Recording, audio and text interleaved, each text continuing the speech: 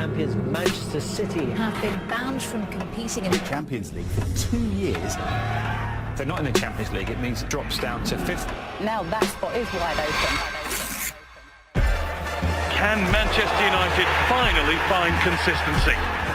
Wolves so impressive under Nuno. Still time for Arsenal to rescue a disappointing season. Carlo Ancelotti has transformed Everton's fortunes. What an opportunity this could be.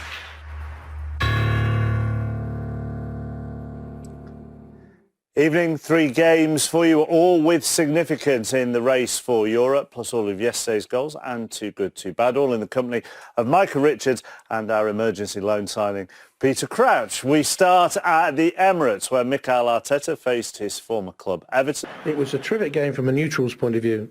What are your feelings tonight? Terrific, terrific, because there was a good performance in front, offensively. We built up good from the back, good possession, good chances. Defensively, really bad. So we have to refocus the situation defensively because we conceded 3 goals that we could avoid. Tired legs out there. You didn't get back until Friday, did you, from Athens? So there were tired legs there. Yeah, definitely. I think obviously we've been working really hard, and the games are coming thick and fast. So it's a quick turnaround. But we're recovering well, working hard, and we all want to give our all whenever we step on the pitch. And I think the mentality of the group is great, and you can see it on the pitch. What have you done here to get that resolve, to get that happiness, that collectiveness back into the team, back into the club? Well, I think that I try to convince them that that's the only way to compete at the highest level and to put the standards where this club deserves. Without that, we have no chance. They're not that good. So we need that as a base to after start building in other aspects of the game. But they took him on board. The atmosphere is really good, and I think the boys are enjoying. So much that we could pick out from that game. Let's deal with that last point that Arteta said there about the collectiveness that he thinks has to be the base from which everything else comes for Arsenal, and you could see that, say, with their midfield. Yeah, I mean, he's brought a team spirit back, it seems to say. There was players who were disillusioned at the start of the season, and now seem to be playing. They're obviously good players, but I feel like he's brought the team spirit back. I think it was typified by the midfield 3, Ceballos, Xhaka and Ozil. I just thought they did the dirty work, the 2, and they went and let Ozil play. And that's what he's good at. I mean, Ozil seems to be now playing with a smile on his face. There's him running forward. There's Ceballos here. I mean, he's a player who's come from Real Madrid. I think a lot of people thought he would be very good technically on the ball. A typical Arsenal player in recent years. Good on the ball. Might not want to do the dirty side of the game, but he proved today that he was doing it. They linked up very, very well all day. Here's Xhaka playing down the left-hand side. He ultimately set up the goal. A great finish from Keita there. But they played very close to each other. Ceballos again winning the ball. This is something that wasn't happening in the early part of the season. They played very close to each other.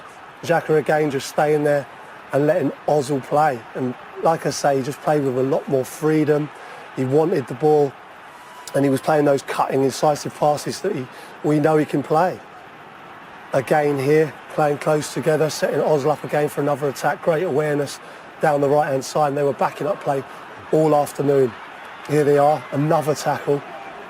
From Ceballos. And then it's Xhaka that provides the ball. And it's Xhaka that provides it, exactly right. And this was ultimately the winning goal that Aubameyang does. And I think they typified Arsenal today. I think there's a spirit, there's a fight that certainly wasn't there at the start of the season. I think Arteta deserves a lot of credit for that. Carlo Ancelotti criticised Everton defensively, which you're going to look at in just a moment.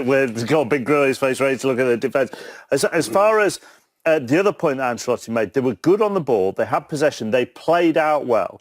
And you noticed something that they did to try and really get the best out of the front 2 and also Sigurdsson. Well, I just felt there's probably an over-reliance on the front 2 at times. And certainly early on in the season, I couldn't see a pattern of play or any sort of way they were playing. But today I saw obvious signs that they've worked at the training ground. And the first one was Delph here. We see the back 4 there. But Delph's position, he was forever doing this. There's hundreds of clips we could have picked out today of Delph just getting into that sort of left-back position. Baines went high, and that was to create a bit of space for Sigurdsson to get on the ball. And they passed it round. They weren't just launching it. And obviously, that created the space for them to drop it into Richarlison. and then Sigurdsson in lots of space, and Baines provides the width. A lot higher up, providing the width. Again here, Delph, although he's playing central midfield, gets out to the left-back position. Baines goes high, and Sigurdsson again gets on the ball. And this was a great bit of play from Everton. Getting Sigurdsson and Richarlison free, going at the back four, and Iwobi should do better. But yeah, like I say, it's easy to sort of hit the front men early because they are a big threat for Everton. But they need to get Sigurdsson on the ball. They need a different way of playing, and I think that was evident today. Let's go back to their defence then, and what Carlo Ancelotti said. Playing out, they were great, but actually doing the job of defending, he was disappointed. Yeah, I just thought it was a bit sloppy today. As Croucher said, going forward, playing out, there was fantastic, but if you're going to have that base going forward, you need to make sure the defenders are doing their job. This here, I think Iwobi sort of goes out. Should be Sidibe that's going out, but that's one mistake made. Really, Sidibe should get himself in a position where he can stop the cross. So if Iwobi's gone out, Sidibe then needs to come back in a little bit to cut the cross. He needs to. I would have his position 2 yards to the right, towards the touchline, right, just to stop the. You can see Saka in a position. He's in no man's land.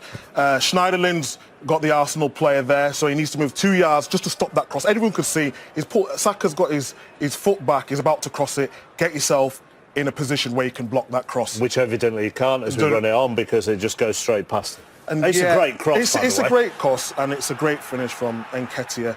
And Holgate, he's been excellent this season.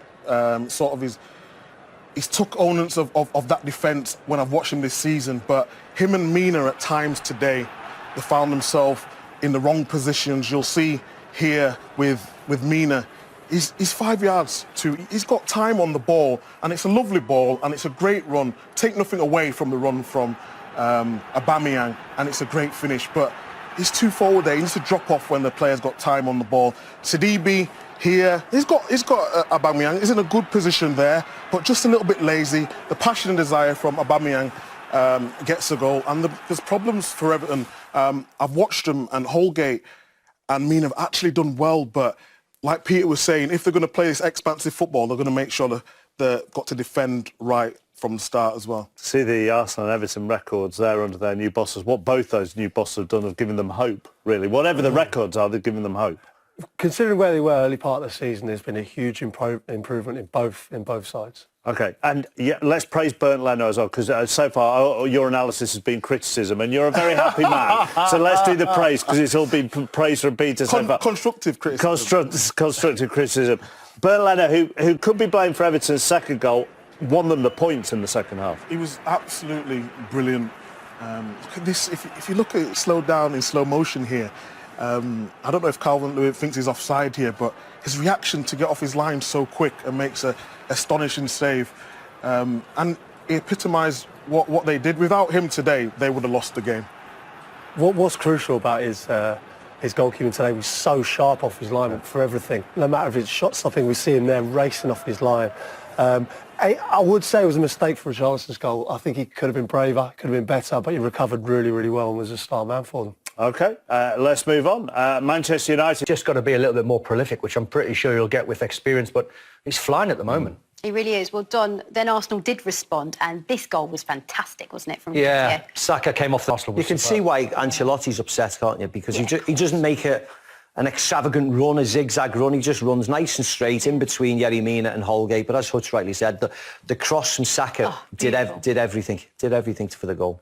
It certainly did. So let's look at 2-1 Aubameyang, Don.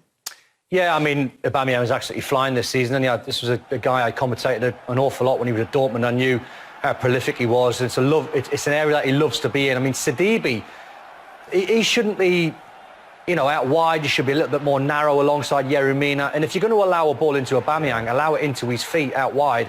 You can't allow this ball to be played in between centre-half and full-back. It's a terrific run, great way to pass from David Luiz, perfection. And there's one man on the pitch in this area, and you've got total confidence that he's going to put it away, is Aubameyang, especially in that position. Great finish. Very special player, isn't he? He has 49 and 74 goals in a team that, for Arsenal standards, are struggling. We were talking about a team in 11th before the game today. And the fact that he can generate those type of numbers. I mean, you speak to Mikel Arteta about trying to extend his contract, how important he is for this side. They need to keep hold of him. That's the only problem, because he wants success. Those type of numbers, 49, 74, demand to lift trophies, and he hasn't done it yet at Arsenal, and that's the big issue for them. It is. Well, let's talk about one controversial moment, and that was Richarlison's tackle. What did we make of this? Fine. Yeah. I mean, it was a foul, it was a yellow card, but I didn't think it was anything else. No, exactly the same. I don't think it was anything else. They had a look I don't at think it. it was serious foul play. I don't think it's endangering an opponent. He's gone in there, he's lunged, he's low, he hasn't really gone with studs. When a tackle's being made in and around the technical area, I think both benches jump up, everyone seems to get involved. It's along the floor. There's nothing more than a yellow card there. It probably looked worse than it actually was. Yeah. And then this happened a couple of minutes later, Don. Yeah, and sorry, Hutch, this is the goalkeeper's fault, isn't it? He admits that in his interview after the game, but he redeemed himself.